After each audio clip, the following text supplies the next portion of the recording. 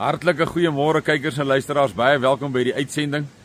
U moet maar verskoon as dit lyk soos konfetti wat hier op my val. Dit is een van die bome wat nou sulke fyn saadjies afgee en dit lyk letterlik as die wind so waai, is dit pragtig eintlik. Lyk dit soos konfetti of sneeu wat so neerval. En ek het nou so lekker gelag, bietjie op 'n ligte lyn. My twee kleinstes, Esmeralda en Michael, hulle sit nou doodstil daar in die hoekie. Hulle nooi my eintlik om in hulle huis wat hulle gebou het, moet ek nou my video vir u kom maak. Maar ja, dis nou 'n klomp riete wat ek gister afgesny het in die tuin, hierdie lang bamboesriete, en nou bou hulle vir hulle hierdie tipiese, hierdie ronde Indiaanse huisies, wil ek amper sê. Maar ek is bevrees, ek gaan nie aan hom pas nie. So ja, so sê ek nou maar nee, ek sal hier by die Roosbos, nou sal ek dit maar noem, kom sit. En vinnig moet u 'n paar dinge deel. Ek kyk hierdie week, kykers en luisteraars, 'n video van 'n persoon wat hom uitlaat oor al hierdie negatiewe en slegte gebeure, eintlik slegte nuus wat oral is, oor die hele aarde, is dit nou net, noem dit maar slegte nuus. Alles gaan agteruit, alles gaan in rigting van dierkos, selfs hongersnood. Ons het gelees van 'n verslag in, ek dink 2022, Junie maand, deur die Verenigde Nasies, waar hulle praat van 'n wêreldwye hongersnood. 'n kritiese, 'n groot hongersnood. En ja, ek gaan nou nie uitwy op die artikel as sulks nie, maar ons kan dit sien, hoe dat voedsel duur raak, en dan kan ons ook begin sien dat dit definitief gaan omsit en ontwikkel in voedselskaarste en dan hongersnood. En interessant hoe die persoon sê, hy is so mismoedig oor al hierdie negatiewe dinge en hoe die regerings afgepers word, geblackmail word en omgekoop word met geld en saamspeel. Almal van hulle speel saam, is in cahoots met Babylon, met die nuwe wêreldorde, en wat niks goeds voorspel vir ons as gewone burgers van die wêreld nie, of van lande nie. En die persoon sê, as hy dit alles sien, dan raak hy so mismoedig, maar dan kry hy 'n glimlag en hy sê, but I read the book. En die woorde sal my vir altyd bybly. Maar hy het die boek gelees. Watter boek? Die Bybel. En die Bybel voorspel vir ons hierdie wat ons nou sien, word vir ons voorspel. En ook wat daarna gaan gebeur. En ook die groot heerlikheid wat daarna gaan plaasvind. Ookie, ja, ons gaan nou hierdie slegste tyd, waar daar nog ooit was, dit het Jesus ons Messias vir ons gesê. Hy het vir ons gesê, ons gaan nou 'n tyd ingaan wat die slegste was as wat ooit was. En ook nooit weer sal wees nie. So 'n geweldige tyd wat ons nou gaan ingaan.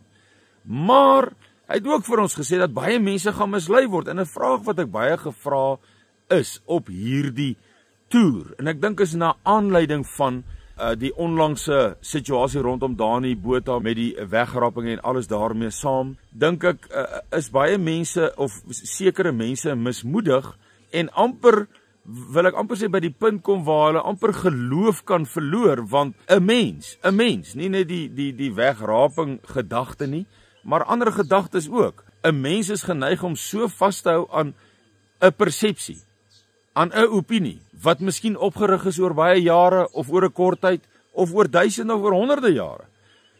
En dan wanneer dit nie uitspeel soos wat jou prentjie, jou visie, jou opinie, jou gedagte rondom dit was nie, dan verval jy in 'n ongekende mismoedigheid, en dan vergeet jy amper, of verloor jy amper, dat die boek, die Bybel, waar al die waarheid, al die uitkomste, al die toekoms in beskryf is, al die hede, die korttermyn toekoms, wat verskriklik gaan wees. Want ek dink ons is nou, ek kry die heeltyd die gevoel, en dit word vir my bevestig, gereeld, ons is nou in daardie tyd waar die woord sê, dat hulle sal sê, vrede, vrede, vrede, en 'n skielike verderf sal hulle oorval. En dit is 'n gedagte wat in my hart opgekom die laaste 2 weke, en dan het ek vreeslik bevestigings, en selfs vanoggend weer 'n boodskap gekry van iemand wat met my wil praat, wat net 'n kernstukkie sin sê, waaroor die persoon met my wil praat, en dit bevestig, hierdie, alles is vrede, alles lyk oulik, en ewe skielik. En ja, op my vergaderings, brei ek bietjie daaroor uit, van hoe hulle vrede praat, vredesooreenkomste sluit, maar die ontplooiing van magte, die ontplooiing van militêre toerusting, their actions, and action speaks louder than words, né? Aksies praat harder en duideliker as 'n gepraatery. So ons moet kyk wat hulle doen, nie meer wat hulle sê nie, want hulle praat vrede, maar ek sien hoe die B-52 bomwerpers en die B-2 bomwerpers en die soldate opgeroep word, en hoe hulle opgelei word, en hoe hulle ontplooi word, en ek gaan nou nie alles nie, want dan raak hierdie video nou 'n vergaderingsvideo. So, wat ek vir u wil sê, vir die mense wat toe op die toer ook vir my sê, hulle is basies mismoedig omdat sekere dinge nie gebeur soos wat hulle oortuig was.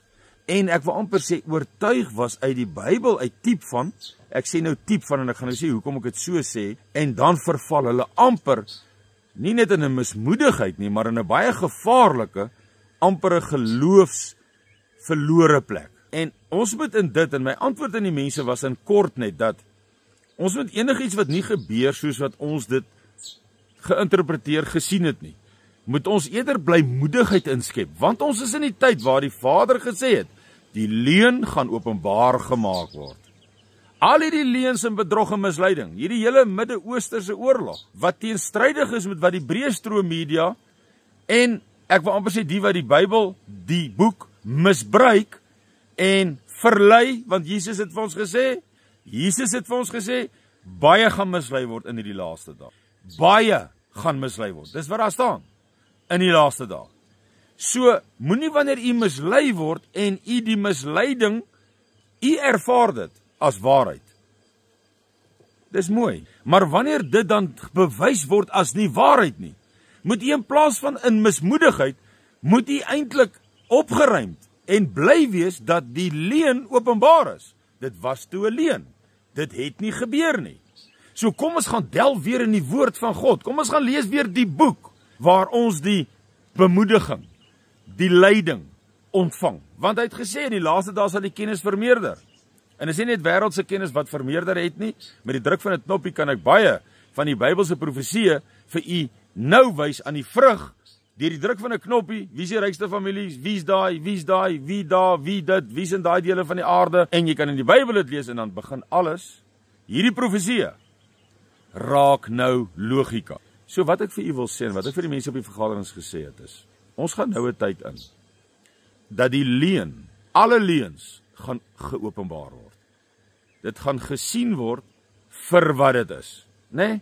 Baie mense verstaan nie, ons is in die tyd wat ons gaan sien, hoe die leuen verwoes gaan word, hoe die waarheid uitgebring en uitgelig vir almal om te sien, gaan gebeur. Dis die tye wat ons nou in is. En dan moet ons blymoedigheid skep. En dan moet ons, want blymoedigheid is jou krag, sê die Vader. Daarin moet ons moed skep. Want die waarheid gaan deur al die leuns breek. Deur alles breek. Soos ek sê, Obadja 1 verduidelik eintlik baie mooi wat nou in die Midde-Ooste afspeel en gaan gebeur.